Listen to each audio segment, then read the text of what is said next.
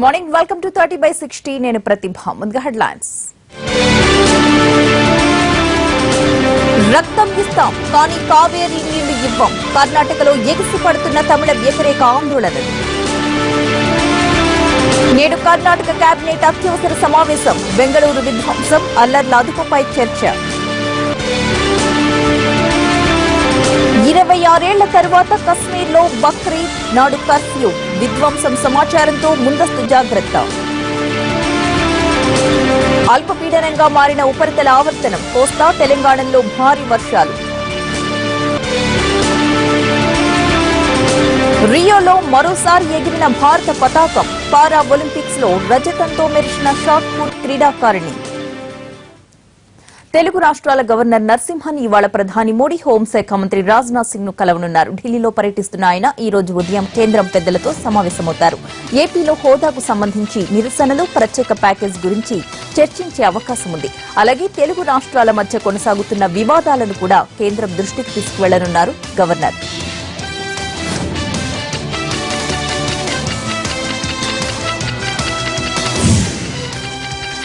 AP CM Chandrababu Naidu ఇవాళ Polavaram వెళ్లనున్నారు. Project పనులను స్వయంగా పరిశీలించనున్నారు. ఆస్ట్రేలియా నుంచి తీసుకొచ్చిన అధునాతన యంత్రాలను ఆయన సందర్శించనున్నారు. అలాగే సాధ్యమైనంత త్వరగా పోలవరం నిర్మాణం పూర్తి చేయాలని భావిస్తోంది ఏపీ సర్కార్. ఈ దిశగా పనుల్లో వేగం పెంచాలని అధికారులకు చంద్రబాబు దిశానిర్దేశం చేసే అవకాశం ఉంది.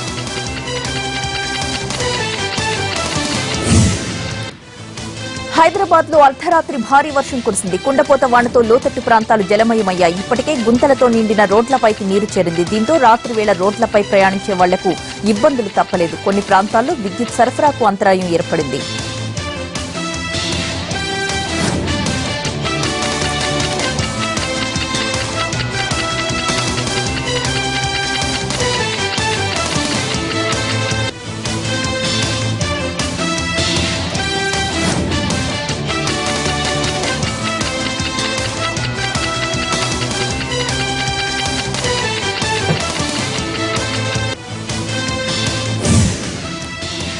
తెలంగాణలో 5 రోజుల పాటు భారీ వర్షాలు కురిసే అవకాశం ఉంది. పశ్చిమ మధ్య బంగాళాఖాతంలో ఏర్పడిన అల్పపీడన ప్రభావం వల్ల ఇవాళ, రేపు భారీ నుంచి అతి భారీ వర్షాలు పడతాయని హైదరాబాద్ వాతావరణ కేంద్రం తెలిపింది. ఇటీవల హైదరాబాద్ లో 3 గంటల పాటు ఏకదాటిగా వర్షం కురిసినట్లే మరోసారి కుండపోత వాన పడవచ్చని అంచనా వేస్తున్నారు అధికారులు. వాతావరణ శాఖ హెచ్చరికలతో జీహెచ్ఎంసీ కూడా అప్రమత్తమైంది. వరద సహాయం కోసం ఏర్పాటు చేసిన కంట్రోల్ రూమ్లు 3 షిఫ్టుల్లో పనిచేయాలని ఆదేశించారు జీహెచ్ఎంసీ కమిషనర్ జనార్దన్ రెడ్డి. అలాగే వివిధ శాఖల అధికారులు, జోనల్ అధికారులు, ఇంజనీర్లకు ప్రత్యేకంగా సూచనలు పంపారు. బక్రీద్, గణేష్ నిమజ్జనం ఉండడం వల్ల అప్రమత్తంగా ఉండాలని కోరారాయన.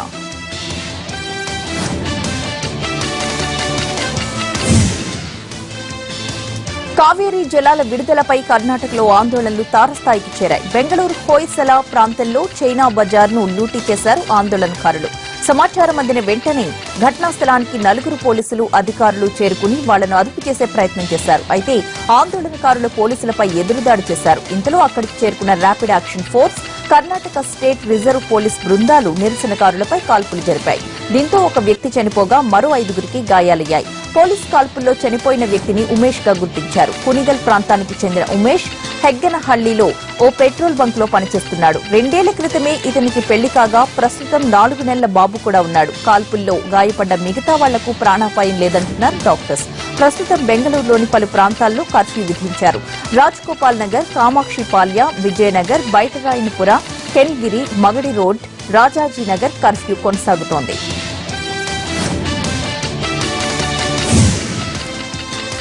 తమిళనాడు, కర్ణాటక మధ్య కావేరీ జల జగడం మరింతగా ముదిరింది. కర్ణాటకలో తమిళనాడు వాసులపై, తమిళనాడులో కర్ణాటక వారిపై దాడులు జరుగుతున్నాయి. ఆస్తులు, వాహనాలపై పరస్పర దాడులతో 2 రాష్ట్రాలు అట్టుడికిపోతున్నాయి. సుప్రీంకోర్టు ఆదేశాలతో కావేరీ జలాలను తమిళనాడుకు విడుదల చేయడంపై కొద్ది రోజులుగా కర్ణాటకలో ధర్నాలు, ర్యాలీలు, నిరసనలతో దద్దరిల్లిపోతోంది ఆ ప్రాంతం. తమిళుల ఆస్తులే లక్ష్యంగా దాడులు కూడా జరుగుతున్నాయి. దీనిపై తమిళులు కూడా ఆగ్రహంతో రగిలిపోతున్నారు.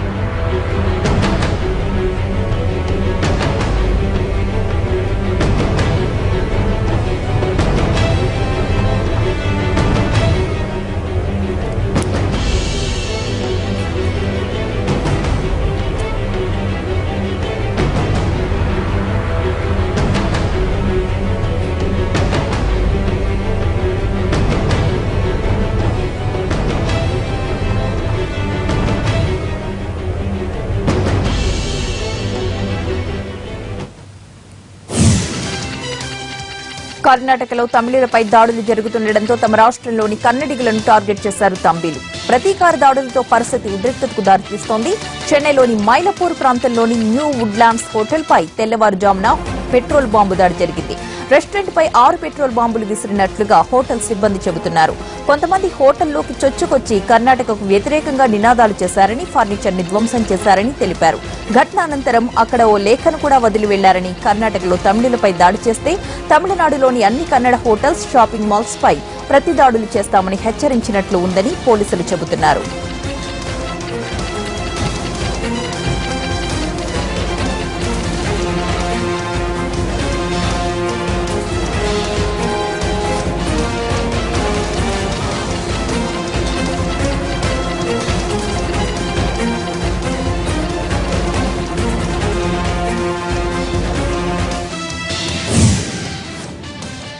అమరావతి నిర్మాణంలో స్విస్ ఛాలెంజ్ విధానంపై హైకోర్టు విధించిన స్టేపై ఇవాళ వెకెట్ పిటిషన్ వేయాలని ఏపీ ప్రభుత్వం భావిస్తోంది. స్విస్ ఛాలెంజ్ పద్ధతికి సంబంధించిన పిటిషన్స్ విచారణార్హమే అన్న న్యాయస్థానం అక్టోబర్ నెల 31న వాదనలు వింటామని స్టే విధించింది. దీంతో హుటాహుటిన రంగంలోకి దిగిన ఏపీ మంత్రులు న్యాయ నిపుణులతో చర్చలు జరిపి సుప్రీంను ఆశ్రయించాలని నిర్ణయించారు.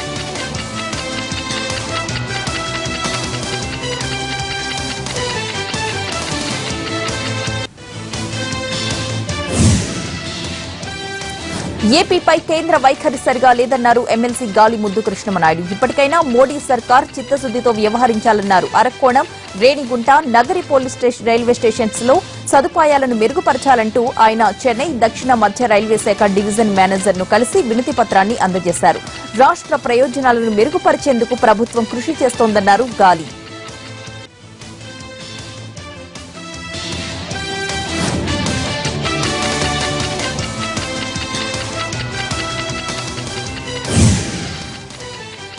ఖమ్మం జిల్లాలో పోడు భూములను పరిశీలించారు కాంగ్రెస్ నేతలు. రైతులు సాగు చేసుకుంటున్న పోడు భూములను హరితహారం పేరుతో ధ్వంసం చేయడం సరికాదన్నారు. బంగారు తెలంగాణ సాధిస్తామని చెప్పి అధికారంలోకి వచ్చిన కేసీఆర్ గిరిజనులను మోసం చేస్తున్నారని విమర్శించారు TPCC working president Bhatti Vikramarka.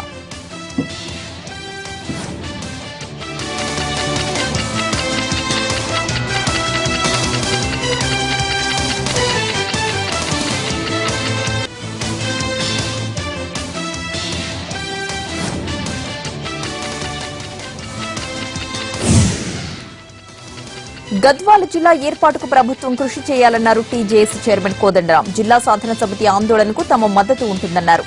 కొత్త జిల్లాల విషయంలో ప్రజల మధ్య వైషమ్యాలు పెంచొద్దన్నారాయన. ఉద్యమ సమయంలో పెట్టిన అక్రమ కేసులను ఎత్తివేయాలని డిమాండ్ చేశారు కోదండరాం.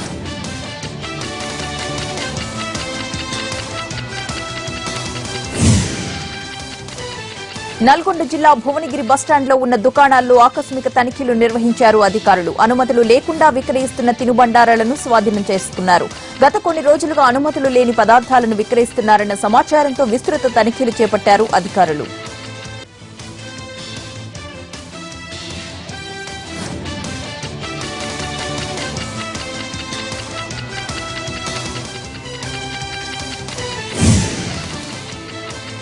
బ్రేక్ తీసుకుందాం, stay with us.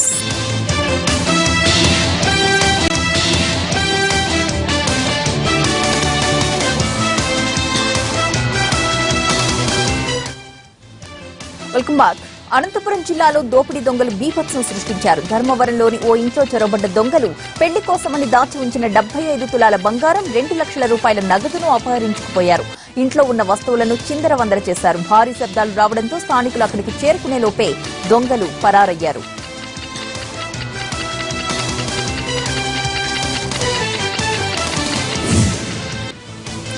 Mahabub Nagar జిల్లా అమ్రాబాద్ మండల పరిధిలో పులుల సంచారం కలకలం రేపుతోంది. ఈగలపెంట, పాతాళగంగ గ్రామాల ప్రజలు బిక్కుబిక్కుమంటూ కాలం వెళ్లదీస్తున్నారు. రాత్రిపూట బయటకు వెళ్లాలంటేనే భయపడుతున్నారు. ఇప్పటికైనా అటవీ అధికారులు స్పందించి పులుల నుంచి రక్షించాలని కోరుతున్నారు గ్రామస్తులు.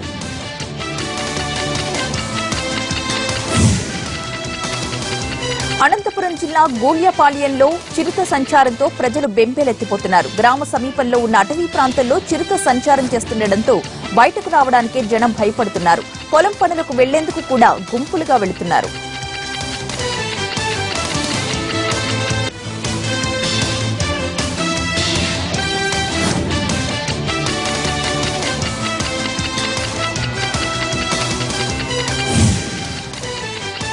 అనంతపురం జిల్లా హిందూపురంలో అగ్ని ప్రమాదం సంభవించింది. ఓ ఇంట్లో సిలిండర్ పేలడంతో ప్రమాదం జరిగింది. ప్రమాద సమయంలో ఇంట్లో ఎవరూ లేకపోవడంతో పెను ప్రమాదం తప్పింది. కానీ మంటలు ఆర్పించే సమయంలో మాత్రం 3 ఫైర్ సిబ్బందికి గాయాలయ్యాయి.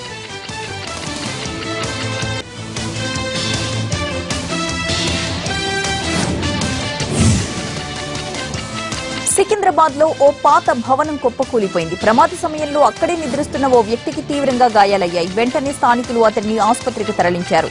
పాత భవనాలపై నోటీసులు ఇచ్చినా ఇంటి యజమానులు ఖాళీ చేయడం లేదని అధికారులు అంటున్నారు. ఇప్పటికైనా నగరవాసులు జీహెచ్ఎంసీకి సహకరించాలంటున్నారు.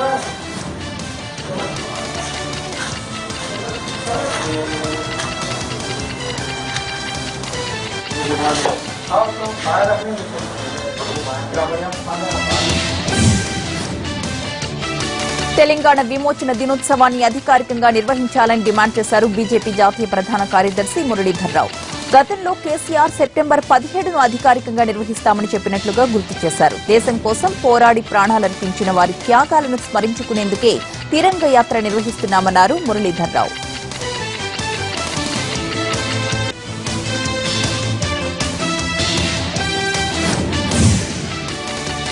మహబూబ్ నగర్ జిల్లా అభివృద్ధికి టీఆర్ఎస్ సర్కార్ కృషి చేస్తోందన్నారు మంత్రి జూపల్లి. నారాయణపేట వ్యవసాయ మార్కెట్ కమిటీ నూతన పాలకవర్గం ప్రమాణ స్వీకరణ కార్యక్రమంలో పాల్గొన్నారాయన. జూరాల ప్రాజెక్టు సామర్థ్యాన్ని పెంచే ఆలోచనలో ఉన్నట్లుగా తెలిపారు. కొత్త జిల్లాల ఏర్పాటులో పారదర్శకంగా వ్యవహరిస్తున్నామన్నారు జూపల్లి.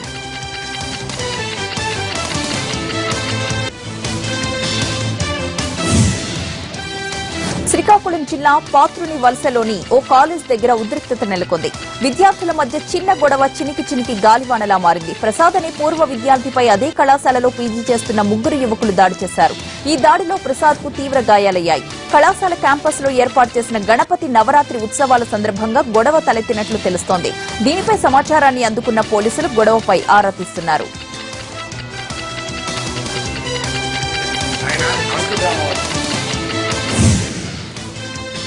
హైదరాబాద్ లో అరెస్ట్ చేసిన ప్రజా సంఘాల నాయకులను వెంటనే విడుదల చేయాలన్నారు బిర్సం నేత వరవర్రావు. దీనిపై త్వరలోనే హోంమంత్రిని కలుస్తామన్నారు ఆయన. ఉద్యమకారులపై తెలంగాణ సర్కార్ కక్ష సాధిస్తుందన్నారు.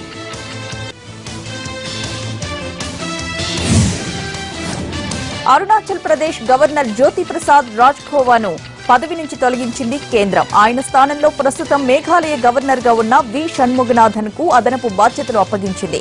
గతేడాది జూన్లో అరుణాచల్ ప్రదేశ్ గవర్నర్ గా జ్యోతి ప్రసాద్ నియమితులయ్యారు. అరుణాచల్ ప్రదేశ్ లో కాంగ్రెస్ ప్రభుత్వం మైనారిటీలో పడినప్పుడు రాజ్ఖోవా నిర్ణయాన్ని సుప్రీంకోర్టు తప్పుపట్టింది.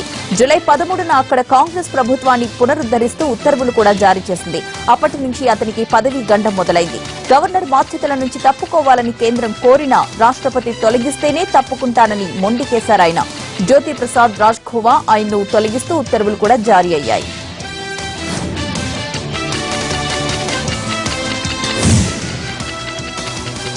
బ్రేక్ తీసుకుందాం. Stay with us.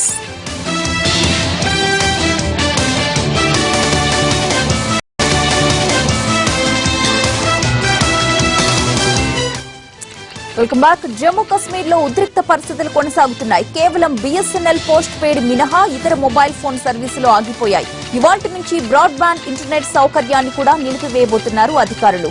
ఈద్ సందర్భంగా రాష్ట్రంలో ఎలాంటి అవాంఛనీయ సంఘటనలు జరగకుండా ఈ నిర్ణయం తీసుకున్నారు.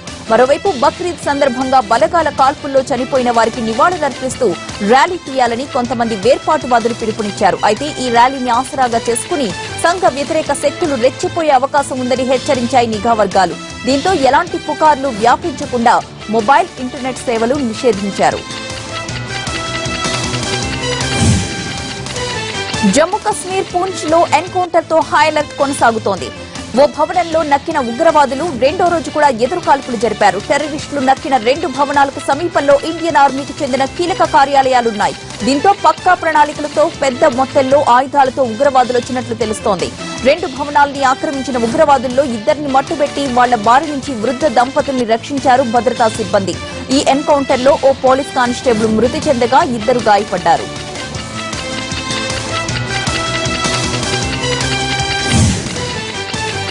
పూంచ్ ఎన్కౌంటర్ ఘటనాస్థలి నుంచి 2 ఉగ్రవాదుల మృతదేహాల్ని స్వాధీనపరుచుకున్నామన్నారు జమ్మూ కశ్మీర్ డీజీపీ రాజేంద్ర.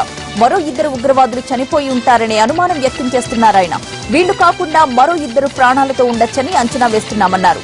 ఈద్ సందర్భంగా పూంచ్ నగరంలో అశాంతి సృష్టించడమే ఉగ్రవాదుల లక్ష్యమన్నారు డీజీపీ రాజేంద్ర.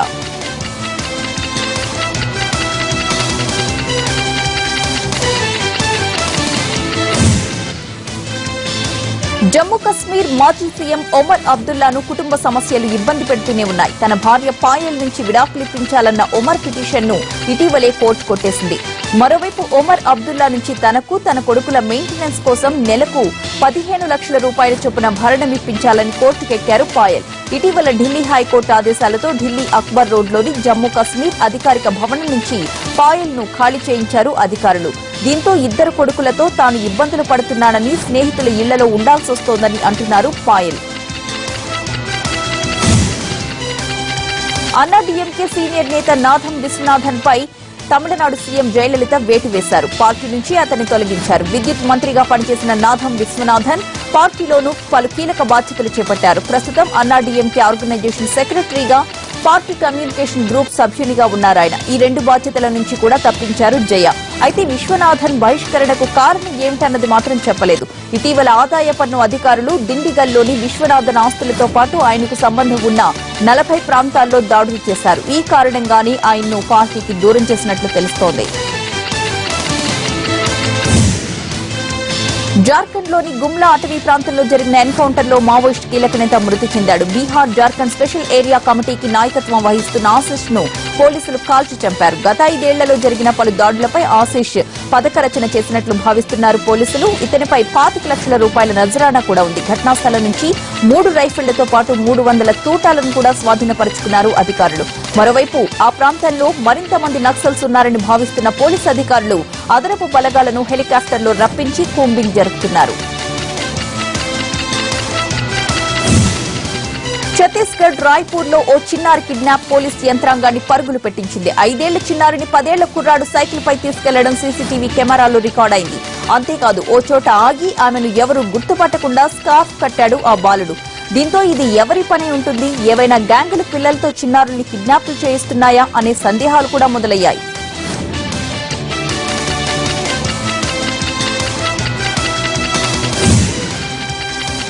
ఐదేళ్ల షహీలా సాహు ఆదివారం కనిపించకుండా పోవడంతో పోలీసులకు ఫిర్యాదు చేశారు తల్లిదండ్రులు.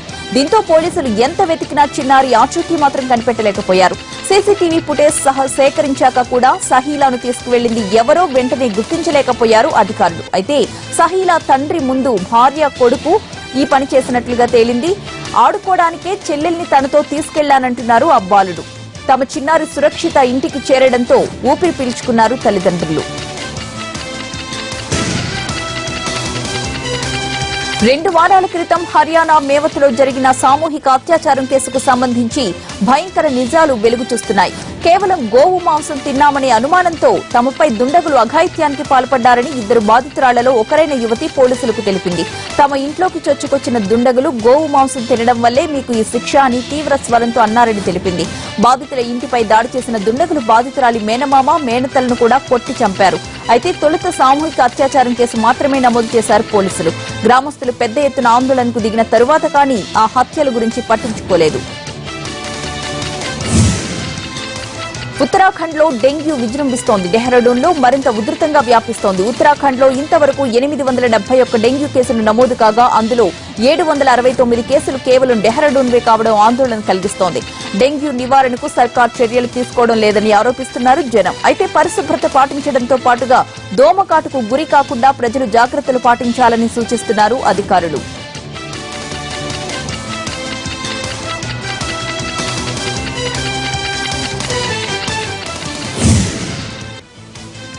బుల్లితెర కమెడియన్ కపిల్ శర్మ చిక్కుల్లో పడ్డారు. అతనిపై చర్యలు తీసుకోవాలంటూ ముంబై వెర్సోవా పోలీసులకు ఫిర్యాదు చేశారు మహారాష్ట్ర నవనిర్మాణ సేన కార్యకర్తలు. తన కార్యాలయ నిర్మాణానికి బృహన్ ముంబై మున్సిపల్ కార్పొరేషన్ అధికారులు అడ్డంకులు కల్పిస్తున్నారంటూ కపిల్ శర్మ ట్విట్టర్ లో కామెంట్ చేశారు. తనను 5 లక్షల రూపాయల లంచం అడిగినట్లు ఆయన పేర్కొన్నారు. అయితే అక్రమ నిర్మాణానికి పాల్పడిన కపిల్ శర్మను అరెస్ట్ చేయాలంటున్నారు ఎంఎన్ఎస్ కార్యకర్తలు. హిందీ నటుడు నానా పటేకర్ ను కలిశారు మహారాష్ట్ర నవనిర్మాణ సేన అధినేత రాజ్ ఠాక్రే. ముంబైలోని నానా పటేకర్ ఇంట్లో ప్రతిష్ఠించిన వినాయకుడిని దర్శించుకున్న రాజ్ ఠాక్రే తర్వాత కాసేపు ఆయనతో ముచ్చటించారు. పలువురు సినీ కళాకారులు, రాజకీయ నాయకులు కూడా అదే సమయంలో రావడంతో నానా పటేకర్ ఇంట్లో సందడి వాతావరణం నెలకొంది. ఇంజనీరింగ్ అద్భుతాల్లో అగ్రస్థానంలో నిలుస్తోంది చైనా. ప్రపంచంలోని అత్యంత ఎత్తైన బ్రిడ్జ్ నిర్మాణం పూర్తి చేసి తన సత్తా ఏంటో చాటింది డ్రాగన్ కంట్రీ. చైనాలోని హుబై ప్రావిన్స్ లో సిడు నదిపై బిపాన్జియాంగ్ వంతెనను నిర్మించింది. దీని ఎత్తు 565 మీటర్లు, పొడవు 1341 మీటర్లు. సిడు నదికి ఇరువైపుల నుంచి నిర్మాణం చేపడుతూ వచ్చి ఇప్పుడు చివరి లింకును కలిపారు.